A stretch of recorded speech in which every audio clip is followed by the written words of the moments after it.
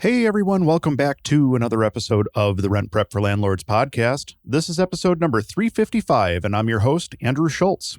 On today's episode, we're going to be talking about renters applying for a property without seeing it, how to minimize your rental's time spent vacant, and handling tenants who make incremental payments. We'll get to all that right after this.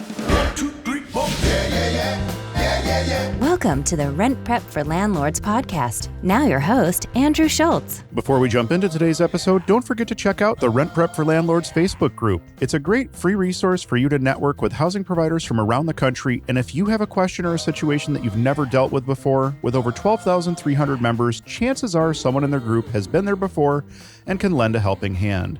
If you haven't checked it out yet, do it today over at facebook.com/groups/rentprep. Don't forget to mention the podcast when answering the questions so we know how you found us. Forum Quorum, where we scour the internet for ridiculous posts from landlords and tenants. This week's Forum Quorum comes to us via the Landlords subreddit. This one is all about rental applications, and we're going to go ahead and jump right in here. My husband and I are new landlords, and I'm sorry for what might be a dumb question. We scheduled a showing for one day and got an overwhelming response with a lot of inquiries. The showing times were booked within a day of listing the house on Zillow.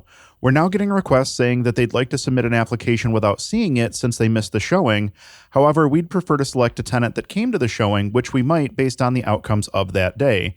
And we want to reject any additional rental applications. But can we? I know that California is very tenant friendly, so I want to make sure we do things right. Can we reject applications that do not care to see the property? Can we reject applications while we're in the process of confirming one candidate? So this is actually an interesting one because we see questions all the time about what to do when you have multiple applicants for a home or something along those lines, and it seems like everybody has a little bit different take on it. Going back to the root question, I don't know of any law stating that you can't make it a requirement that an applicant has to see the property before they rent it.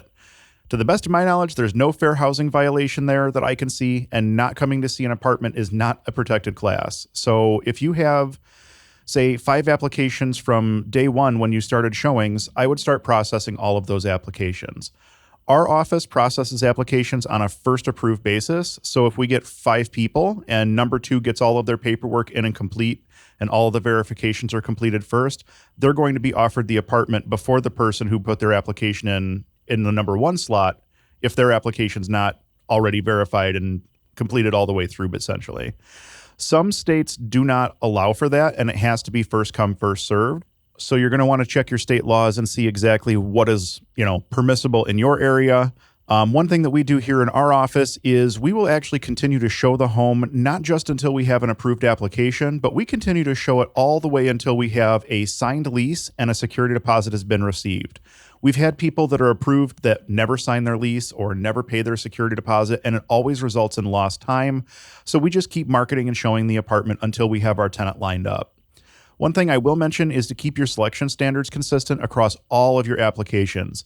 Don't suddenly accept an application from somebody who hasn't seen the property when you've only been accepting applications from people who have seen it, unless you plan on opening your pool up to all of the unseen applications.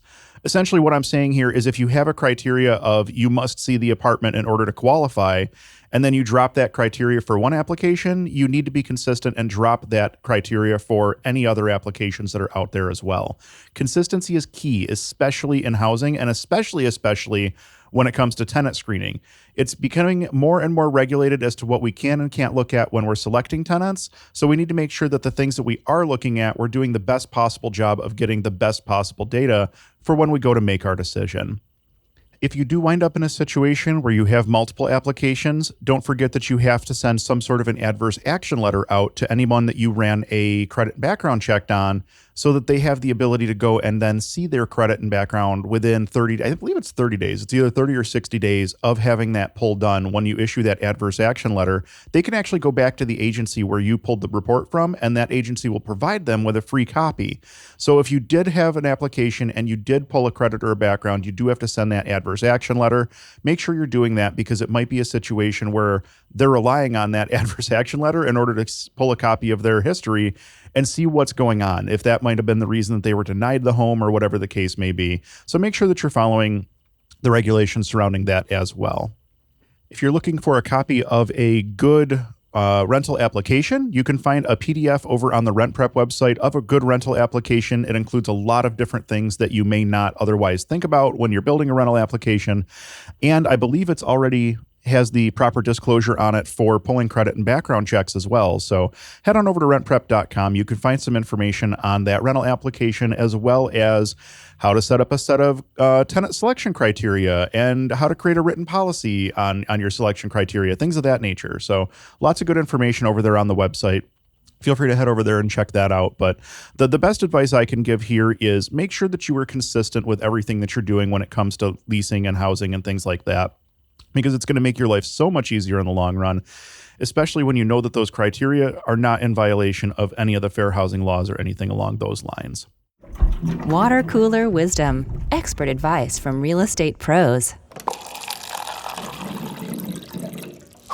We've got two really good water cooler wisdoms for you this week. The first one comes to us via the Rent Prep for Landlords Facebook group, and this one is all about showing an apartment while it's still occupied. Let's go ahead and jump right in here. The current renters are leaving, and we are eager to find a new renter. However, the current renters still have lots of stuff in the house, and they are in the middle of moving. We showed the house to several people. However, it's difficult to see through the current mess. If we wait until the current renter moves out to show the home, then we will have a big gap between renters. Any suggestions to minimize the gap between renters? And again, this one comes to us via the Rent Prep for Landlords Facebook group. So as I said at the onset, showing an occupied apartment can always be a bit of a challenge. It really just depends on the type of tenants that you have living in the apartment that are in the process of moving out. What's not clear to me from the question is, what exactly is the mess? Is this just simple packing mess, or is this dirty mess that makes it a little bit more difficult for you to kind of see through the dirtiness and get a real feel for the space? So there's a few different things that you can do from a marketing perspective. The first thing I would do would be, when I list the home for rent, use photos of the home from when it was vacant and in move-in ready condition. And by move-in ready condition, I mean everything should be, cleaned and ready to go. You want the best possible photo set that you can possibly get. Your cell phone is fine for taking these photos if you don't have a nice camera or something along those lines. Cell phone is perfectly fine. The way the cell phone cameras are nowadays, you can totally shoot your marketing photos on your cell phone. It's totally fine for about 95% of instances, unless you're listing a super high-end luxury or something like that. The one thing I would recommend is just make sure that you clean off your camera lens before you start shooting photos. The other things that I would mention would be a walkthrough video. Again, if you're there shooting walkthrough photos, it's very easy to do a walkthrough video at the same time. You don't have to narrate it if you don't want to. You can just walk through and point at things, and that's perfectly acceptable. If you upload it to your computer or upload it to YouTube, you can drop a music bed over it, and then nobody has to hear your footsteps, or you don't have to worry about narrating it or whatever the case. Everybody knows how to point a camera and take a video at this point. You can create a walkthrough video. It's super, super simple. Something a little bit more advanced, and if you don't have one of these cameras, you would either have to purchase one, and they're not super expensive, but it doesn't make sense if you only have like one or two doors. You might be able to find a service local to you that can come out and shoot this. Would be a 360 virtual tour.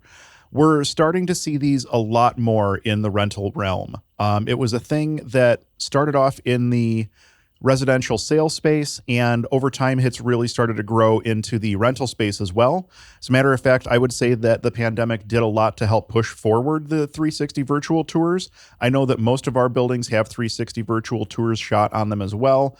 It is an option that we offer to our clients when we're setting them up with their management, or if we're setting them up with a leasing contract, whatever the case may be.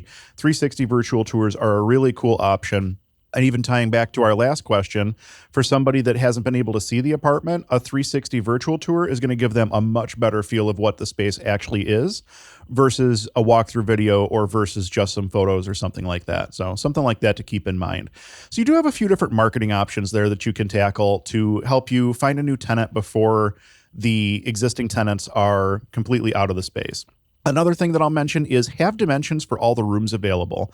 That's actually a pretty important thing. A lot of people forget about that. And then you'll constantly get people saying, oh, what's the square footage? Or, do you know what the size of the rooms are or whatever? If you have the room dimensions, you only have to take them once and then you can save them in a folder so you have them for the next time. It's super, super easy to drop those onto your rental listing and make that information available to people who are interested in the property. Now, as far as actually showing the property itself goes, I find that the best way to handle showing an occupied property is to prearrange showing times with a tenant and ask them to try to be accommodating with regards to having stuff all over the place. If they have a giant stack of boxes, maybe they can move the giant stack of boxes into one area so that it's not all the way throughout the house.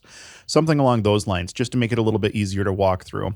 But keep in mind that they are still living there and they're in the middle of a very stressful life event too. So you might get some accommodations, you may not. It really depends on the tenant, but I think that this is a situation where being open and communicating is probably going to get you much further than just demanding or showing up or something along those lines. So the other thing I would mention is if you can do it open house style, if you can have several people come to one showing to reduce the number of overall visits, that's going to help everybody as well. Number one, it's a lot less inconvenience for both you and for the outgoing tenant. Honestly, that's probably the most important reason that I would look at is it's a much more convenient situation when you only have to go to a property 1 or 2 times and the tenant only has to be inconvenienced by having people tromp through their house 1 or 2 times. It makes it a little bit easier for everybody in those instances.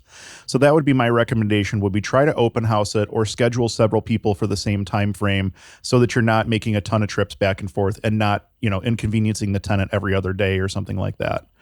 In some instances, if you have a particularly dirty apartment, you may just be better off waiting to show it until the tenants have departed and you've had a chance to make it rent ready for the next tenant. There's a certain amount of mess that can be overlooked, but if the place is really gross, my recommendation would be it's best to just wait. It's not super clear from the question if it's, dirty mess or if it's moving mess. I'm thinking it's probably just moving mess and you might be able to talk to these tenants, communicate with them, come up with a solution that works for everybody. But if it is truly just a dirty apartment, you may be better off waiting because everybody who's coming into that place is going to remember that it was dirty. So that's something to keep in mind. If it's a situation like that, I would hold off and wait until after that tenant is out, get the unit turned over as soon as you can and get it back on the market. Our next water cooler wisdom comes to us via the Rent Prep for Landlords Facebook group again. This one seems pretty straightforward, but it's got a little bit of a convoluted answer to it. If a tenant pays 50% of the rent before rent is due and then pays the other 50% of rent after the rent is due, is it considered late and does a late fee apply? Here we go, everybody. I don't think I've said it yet this episode. You got to check your state and local laws on this one. So this is definitely one where you have to check your state laws on late fees, and you may even have local laws at this point as well. Furthermore, some states have late fee restrictions in place right now due to the pandemic, so you're definitely going to want to understand what the legislative landscape is on late fees before you just start charging them without doing any research.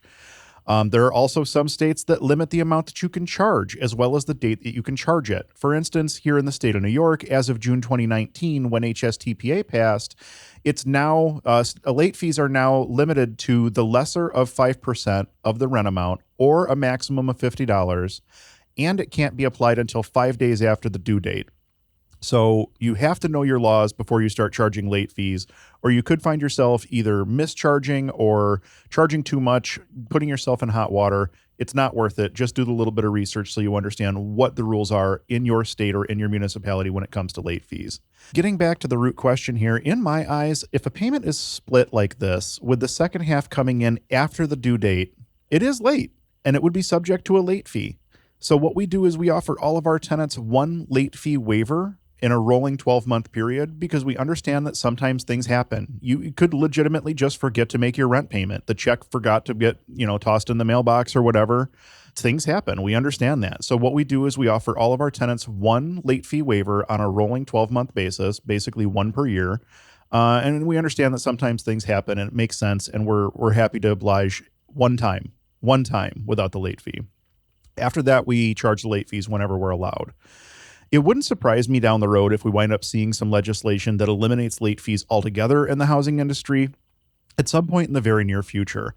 I don't know of any areas yet that have outright banned late fees, but I would not be surprised to find that in some states' legislation sometime in the very near future. It just seems to me that we're becoming a more and more regulated industry, and I have a feeling that as more and more regulation is placed on us, we're going to start losing more and more of the traditional practices that have been around for, decades and really centuries at this point. So that's my thoughts on late fees. If it was me, if this was a split payment and the second payment came in after the payment was due, yes, that would be a late payment, and yes, it would be subject to a late fee. But again, this is one of those situations where you really need to check in with your state laws to understand, especially right now, because there are so many additional regulations in place, you really need to understand if you're allowed to charge late fees or what those fees are that you are allowed to charge if you're in a spot where you can charge them. Do the research on this one. Don't put yourself in a bad position. The other thing I'll mention is that you have to make sure that your late fee policy is in your lease. You can't just randomly decide, okay, the late fee is now, $55 or whatever the case may be, simply because someone was late. You have to make sure that that is all specified in your lease at the onset of the tenancy so that everybody's aware of what the charges are in the event that, a tenant sends you a late rent check or something along those lines. While we're talking about late rent checks or even online payments, it's worth mentioning that there's a difference between a non-sufficient funds fee and a late rent fee, and both of those would apply in the event that somebody bounces a check or puts in an online payment that subsequently bounces. Those are two very, very different charges for two very, very different reasons, which is why we tell tenants, hey, don't bounce rent checks because you're going to get whacked with two fees. So definitely something to keep in mind if you do accept checks or if you do accept online payments. If there's a bounced payment or a non-sufficient funds payment, we have those specified as two completely separate fees in our lease, and we do charge both of those fees if somebody bounces a check and is late because of the bounce of the rent check. So that's something to keep in mind as well. Ultimately, I think that your fee structure is your business, but hey, we get charged every time a check bounces in our bank account, and we look to recoup that cost from the person that bounced the check, essentially. So that's how we've been running it at our shop here for years and years. Hopefully you guys have a good late fee policy in your lease, and if not, that's definitely something that you're going to want to beef up before you place your next tenant. Are you getting the most accurate tenant screenings possible? In our latest guide, we'll go over the importance of getting an FCRA-compliant background check. Check it out today over at rentprep.com/blog. So that pretty much wraps things up for this episode of the Rent Prep for Landlords podcast. Thank you all so much for listening. We truly do appreciate it. Our goal with the podcast is to help as many people as possible make educated decisions when it comes to real estate, and you can help us to reach our goal. If you heard anything in this week's episode or any other episode that will help someone you know, please do us a favor and share it with them. If you're looking to get in contact with me, I can be reached over at whatsdrewupto.com. From there, you'll find links to everything going on with me over at Own Buffalo, as well as other projects that we're working on.